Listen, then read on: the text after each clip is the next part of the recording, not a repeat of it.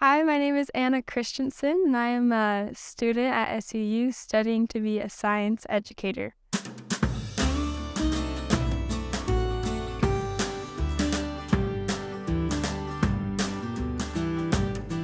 So here we have a great example of weathering and erosion. And those are two different processes that can change the rocks. And so weathering breaks down the different rocks, and then erosion is a process that can then move the rocks to a different place. Behind me, we have the Navajo Formation, which is that orange color, and the Kayenta Formation, which is this purple color.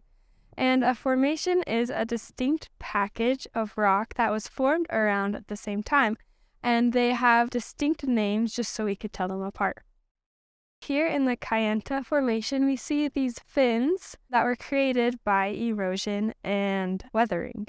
And we can see that they were eroded and weathered differently, and that is because of their different composition.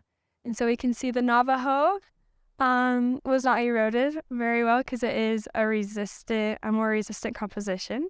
And then here in the Kayenta, we can see that it was eroded more, but even within the Kayenta, it has composition that is made differently and that is more resistant. Over here, we can see that it didn't erode as much as well.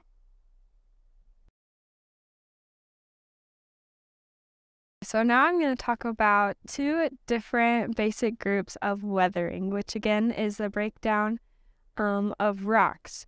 And so we have mechanical weathering, which is a physical process that could break down the rocks. And we have an example here of the trees and the roots wedging into the rocks and breaking them down. And we also have chemical weathering, which we have an example as water seeps into the rock and dissolves the cement that holds the grains together.